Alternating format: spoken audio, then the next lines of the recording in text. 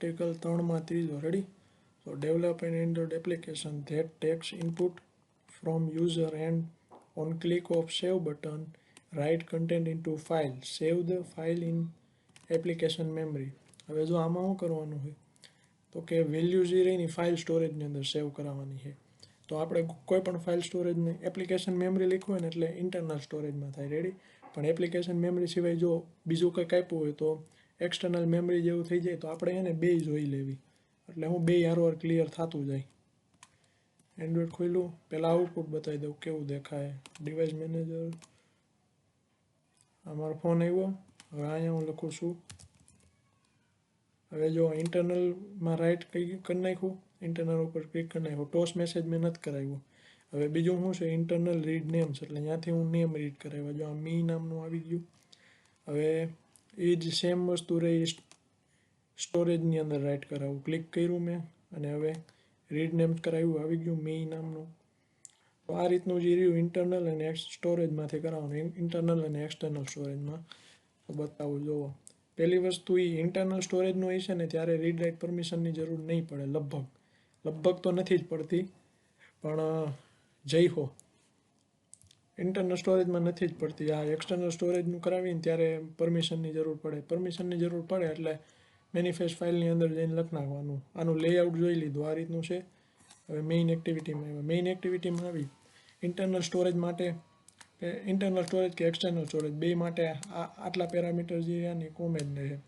પહેલું જે રહ્યું ઈડી, પછી ટીવીનું નામ એટલે કે ટેક્સ વ્યૂ જેની અંદર હું વેલ્યુ ડિસ્પ્લે કરી, પછી આઈ ડોટ રાઇટ એટલે કે એ બટન છે, અને આઈ ડોટ રીડ એટલે એ રીડ કરવા માટેનું બટન છે. હવે આઈ ડોટ રાઇટનું બટન ને એ બધા મેં અહીંયા ડિક્લેર કરી નાખ્યા આ રીતે. હવે હું અંદર જાઉં છું કોડમાં, તો કે આઈ ડોટ રાઇટના બટન ઉપર ક્લિક થાય તો અહીંયા શું થવું જોઈએ તો કે મેં સ્ટ્રિંગ જે રહીને એ ન્યૂ લાઇન કરીને ઇનપુટ લઈ લીધી. તો કે name ED dot get text dot to string પછી સ્લેશ એન કરી નાખ્યું. એ શું કામ હું આગળ કહું તમને. આ નેમ લીધું, પછી ફાઇલને અહીંયા ઊંધું કામ આલે છે. જ્યારે આપણે ફાઇલને રાઇટ કરાવવાનું હોય ને, એટલે કે રાઇટ કરાવવા માટે આપણે શું વિચારી તો કે ઇનપુટ કરવાનું થાય, ફાઇલને આપણે રાઇટ કરાવી થાય તો અહીંયા ઊંધું હાલે. અહીંયા ઇનપુટ નહીં કરાવવાનું, અહીંયા આઉટપુટ કરાવવાનું.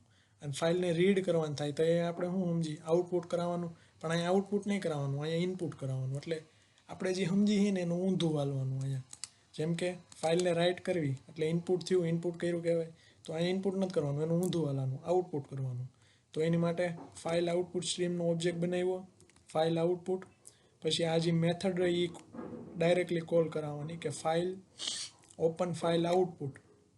આઉટપુટના લગન છે તો એના જ ઓલા ઘરવાળીને બોલાવવાની, આઉટપુટ ઓપન ફાઇલ આઉટપુટ નામની. હવે એમાં પહેલો પેરામીટર જે હવે વપરાણો જો કે એની ફાઇલનું નામ છે. આપણે એ ફાઇલને કયા નામથી બોલાવવાની છે એ, અને બીજું જે રહ્યું એની ટાઈપ આપવાની કે એની કન્ટેક્સની અંદર એની વેલ્યુ જે એડ થાય એ કઈ ટાઈપની રાખવી. મેં અહીંયા અપેન્ડ આપ્યું છે. હજી એક જે હતું એ મેં યુઝ કર્યું હતું એ હતું પ્રાઇવેટ કે કયું હતું, હા પ્રાઇવેટ કરીને. હવે પ્રાઇવેટમાં કેમ થાય, મેં જે લખ્યું હોય છે એની ભૂંહાઈ જાય ને એની જગ્યાએ બીજું એડ થઈ જાય. અને અપેન્ડની અંદર એવું થાય કે બધી જે વેલ્યુ રહી ને એ પાછળ એડ થતી જાય. હવે જો અહીંયા મેં કીધું હતું નહીં સમજાવું, સ્ટ્રિંગની પાછળ મેં સ્લેશ એન લગાડ્યો. રેડી? એટલે શું થાય, આ પહેલું નામ લખ્યું, પછી અપેન્ડ કરવાનું થયું એટલે નવી લાઈનમાં આવશે, પછી પાછું નવી લાઈનમાં, પછી પાછું નવી લાઈનમાં. એમ જો સ્લેશ એનનું નહીં લખું તો કેમ થાય, name name name name name એમ બધું આખું એક લાઈનમાં આવી જાય. એ સારું ન લાગે, એની માટે આપણે ન્યૂ લાઈન લઈ લીધી. પછી ડિસ્પ્લે કરાવવાનું થાય ને ત્યાં સારું પડે એના માટે. પછી એની રાઇટ નામની મેથડ કોલ કરાવવાની એફ આઉટની, અને એફ આઉટ જે રહ્યો એ ઓપન ફાઇલ આઉટપુટમાંથી આવશે ઇન્ટરનલ સ્ટોરેજ માટે. પછી એની અંદર જેટલા પણ નેમ્સ હતું ને, એટલે જેટલા પણ નેમ્સ જે નેમ નહોતું ને અહીંયા વેરિયેબલ એને ગેટ બાઇટ્સ કરી નાખવાનું. કેમ કે આની અંદર જે વેલ્યુ જે નાખવી છે ને આપણે બાઇટની અંદર નાખવી પડે. આ જે કન્સેપ્ટ રહ્યો ને આપણે જાવાની અંદર ભૂમિકામાં મેં લગભગ શીખવાડ્યો હતો, યાદ હોય તો, કે એક ટર્મિનલમાંથી બીજા ટર્મિનલમાં આપણે ઓલું ચેટબોટ જેવું કંઈક કરતા એ. પછી ફાઇલ જે રહી એને ક્લોઝ કરી નાખવાની. આટલું આ 3 લાઈન રહીને એટલામાં ફાઇલ ઇનપુટ પૂરું. હવે ફાઇલને ઓલું શું કહેવાય રીડ કરવાની રહી, તો એની માટે મેં બટન લીધો આઈ રીડ નામનું. હવે એની અંદર પહેલો પેરામીટર જે રહ્યો અહીંયા ઊંધું હાલે, મેં કીધું એ પ્રમાણે રીડ કરવાનું એટલે કે આપણે આઉટપુટ દેખાવું જોઈએ. તો અહીંયા આઉટપુટ દેખાડવા માટે ઊંધું હાલવાનું, ઇનપુટનો પેરામીટર બનાવવાનું. F input stream is equal to કરીને F in is equal to open file ઇનપુટના લગન છે ફાઇલ ઇનપુટના, તો ઓપન એને જ કરવાનું થાય.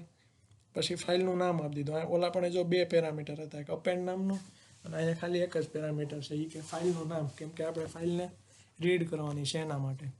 પછી આ જે કન્સેપ્ટ 0 એ ભૂમિકામાં મેં શીખવાડ્યો હતો કે ફાઇલની અંદરથી વેલ્યુઝ જે આપણે બધી લઈને એ બફર રીડરથી રીડ કરાવવાની. તો બફર રીડરનો ઓબ્જેક્ટ બનાવ્યો અને પછી અહીંયા ન્યૂ આપ્યું ઇનપુટ સ્ટ્રીમ રીડર અને એની અંદર પેરામીટર પાસ કરાવ્યો એફ ઇનનો, એટલે કે ફાઇલ ઇનપુટ સ્ટ્રીમનો.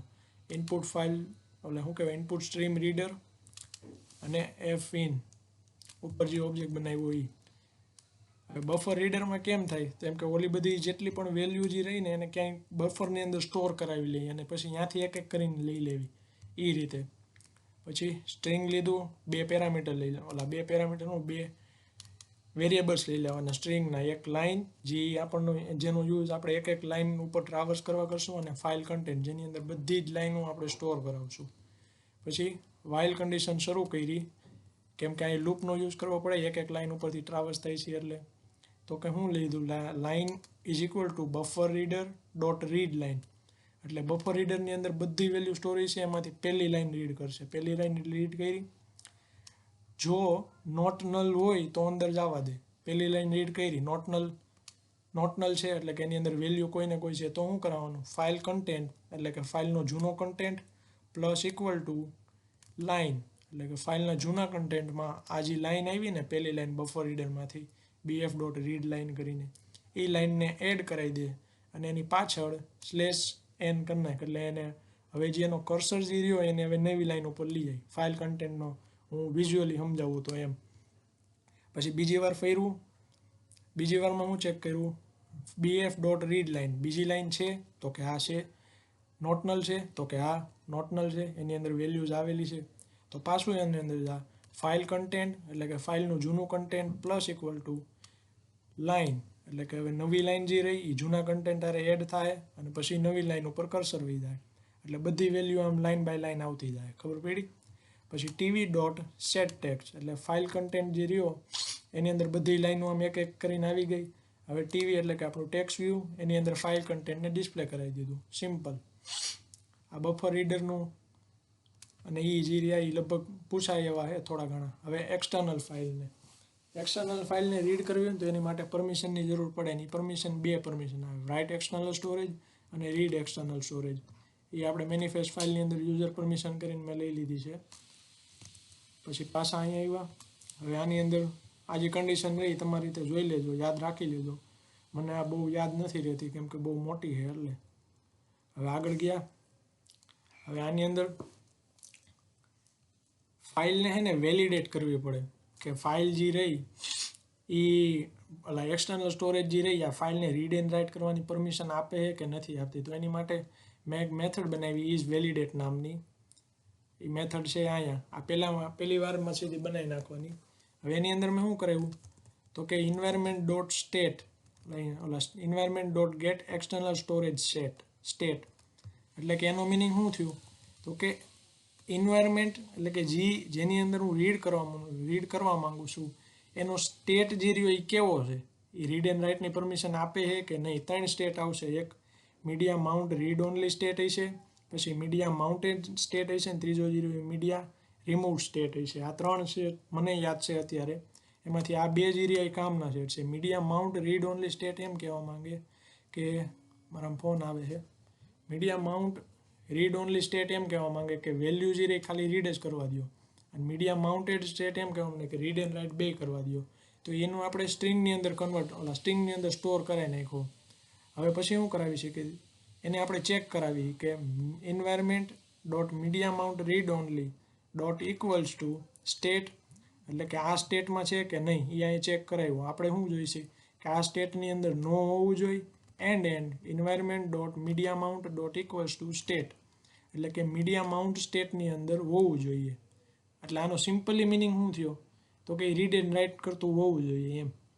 આનો જે આ આપણે ન લખવીને તો કોઈ લગભગ એરર તો નથી આવતી, પણ આ મેં કીધું હતું ગુડ પ્રેક્ટિસ માટે ફાઇલને શું કહેવાય રીડ કે રાઇટ કરાવવાના હોય ને એક્સટર્નલમાંથી, તો એને માટે આપણે એને જોવું પડે કે એ રીડ ઓનલી સ્ટેટમાં નથી ને નકર ખોટી એરર આવી શકે, તો એની માટે આ જ લખવું પડે. જો આ કન્ડિશન ટ્રુ થાય, મીડિયા માઉન્ટેડ સ્ટેટની અંદર હોય, રીડ એન્ડ રાઇટ કરી શકતું હોય તો રિટર્ન ટ્રુ કરો, જો ન કરી શકતું હોય તો ફોલ્સ કરો. એને આપણે અહીંયા ચેક કરાવ્યું કે ઇઝ વેલિડેટ સ્ટેટ, કે વેલિડ સ્ટેટની અંદર છે કે નહીં, તો કે હા વેલિડ સ્ટેટમાં છે આપણી એક એન્વાયરમેન્ટ ફાઇલ. તો શું કરવાનું, my external is equal to my external જે રહ્યું ફાઇલનો આપણે ઓબ્જેક્ટ બનાવ્યો અહીંયા રહ્યો, પછી ફાઇલ સ્ટોરેજ જે રહ્યું આ ફાઇલ સ્ટોરેજની અંદર આપણે માય સ્ટોરેજ નામનું આપણે શું કહેવાય વેરિયેબલને નામ આપી દીધું, ફાઇલ નેમની અંદર ફાઇલનું નામ આપી દીધું. ખાલી નામ જ આપ્યા છે, બીજું કાંઈ છે નહીં એમાં વેરિયેબલ ડિક્લેર કરીને. કિંગ્યુ અહીંયા રહ્યું. હવે એનો ફાઇલનો નવો ઓબ્જેક્ટ બનાવ્યો. આ જે રહ્યું ને એ રેફરન્સ આપવા માટે છે કે એક્સટર્નલ ફાઇલ જે રહી ક્યાં એકચ્યુઅલીમાં સ્ટોર કરેલી છે. તો એની અંદર ગેટ એક્સટર્નલ ડાયરેક્ટરી નામની મેથડ છે, એની અંદર ફાઇલ સ્ટોરેજ અને પછી ફાઇલ નેમ, આ બે પેરામીટર પાસ કરવાના. ગેટ એક્સટર્નલ્સ એટલે ફાઇલની અંદર બે પેરામીટર પાસ કરવાના, એક તો એનું સ્ટોરેજનું લોકેશન અને બીજું જે છે એનું ફાઇલનું નામ. આનાથી શું થાય તો કે એન્ડ્રોઈડ પછી સ્લેશ કરીને આપણે પ્રોજેક્ટનું નામ પછી ડેશ કરીને એવું જે આખો પાથ આવતો ને એ આપણે અહીંયા આ જે વેરિયેબલ લ્યો ને એની અંદર સ્ટોર કરાવી નાખી. એ સ્ટોર કરાવવા માટે આ મેથડનો યુઝ થાય, ગેટ એક્સટર્નલ ફાઇલ ડાયરેક્ટરી અને સ્ટોરેજ અને એની અંદર ફાઇલ નેમ. હવે જો ફાઇલ નહીં હોય ને તો ક્રિએટ થઈ જાય, ને હશે ને તો એનો રેફરન્સ આની અંદર આવી જાય. હવે શું કરાવ્યું, એસ રાઇટ કરાવ્યું. એસ રાઇટ મેં શું કીધું હતું, રાઇટ કરાવવાનું હોય તો આઉટપુટનો ઓબ્જેક્ટ બનાવવાનો. રાઇટ કરાવવાનું એટલે મીન્સમાં આપણે ઇનપુટ કરવી છે, પણ અહીંયા ઊંધું હાલે, અહીંયા આઉટપુટનો ઓબ્જેક્ટ બનાવવાનો હતો. સ્ટ્રિંગ નેમ આ યાદ રાખવા માટે, કેમ કે આની અંદર પહેલેથી જ એવું હોય, ઇનપુટનો ઓબ્જેક્ટ બનાવી તો રીડનું થઈ જાય એના માટે. તો અહીંયા નેમ સ્ટ્રિંગની અંદર નેમ લીધું, ઉપરનામાં જેમ કીધું તેમ વેલ્યુ જે રહી એડિટેક્સની એ નેમ નામના વેરિયેબલમાં સ્ટોર કરાવી. File output stream F out is equal to new file output stream. ઓલાની અંદર આપણે મેથડ કોલ કરાવતા હતા ઓપન ફાઇલ આઉટપુટ સ્ટ્રીમ, જેના લગન હતા એનું, પણ અહીંયા એમ નહીં આવે, અહીંયા ન્યૂ ફાઇલ આઉટપુટ સ્ટ્રીમ કરવું જોઈએ. આ બેમાં ખાલી આટલો જ ડિફરન્સ છે કે આ આટલું જે લાઈન રહી ને એનો જ તે. ઓલાની અંદર ઓપન ફાઇલ આઉટપુટવાળી મેથડ કોલ કરાવવાની ને આમાં ખાલી આ ન્યૂ કરીને પેરામીટર પાસ કરી દેવાના. એમાં પહેલો પેરામીટર 0 એ ફાઇલની લોકેશન એટલે કે ઓલો ફાઇલનો જે આપણે બનાવ્યો એ, અને બીજો પેરામીટર 0 એ અપેન્ડ માટેની પરમિશન આપવી છે કે નહીં, વેલ્યુઝને અપેન્ડ કરાવી છે કે નહીં, એ બુલિયન આપવાનું, તો કે ટ્રુ વેલ્યુ ઓલી કરાવી છે અપેન્ડ. પછી simply R dot get byte પછી એફ ક્લોઝ કરી નાખવાનું, એફ આઉટને ક્લોઝ આગળનામાં હતું એમ. પછી એસ રીડની અંદર એમ ઓલામાં ઇનપુટ સ્ટ્રીમનો બનાવ્યો હતો સેમ અહીંયા તે, પણ શું કરવાનું, ન્યૂ ફાઇલ ઇનપુટ સ્ટ્રીમ બનાવવાનું. માસીનો ફોન આવે. પછી માય એક્સટર્નલની જે લોકેશન ઉપર સ્ટોર છે આપણી ફાઇલ એ આપી દેવાનું, આ એક્સટર્નલ માટે. પછી આગળનું બફર રીડરવાળું સેમ એટલે સેમ, બફર રીડરની અંદર ઇનપુટ સ્ટ્રીમ રીડરનો ઓબ્જેક્ટ આપવાનો. પછી લાઇન લઈ લીધું, ફાઇલ કન્ટેન્ટ લઈ લીધું, પછી bf ડોટ રીડ લાઇન, બસ આ બધું છે એમ આગળનામાં જેમ હતું એ જ તે. ખાલી આ એક જ વસ્તુ ચેન્જ થાય, ફાઇલ ઇનપુટ સ્ટ્રીમ અહીંયા, અને ઓલાની અંદર ઓપન ઇનપુટ ફાઇલ સ્ટ્રીમ કંઈક એવું હતું, ઓપન ફાઇલ ઇનપુટ, સોરી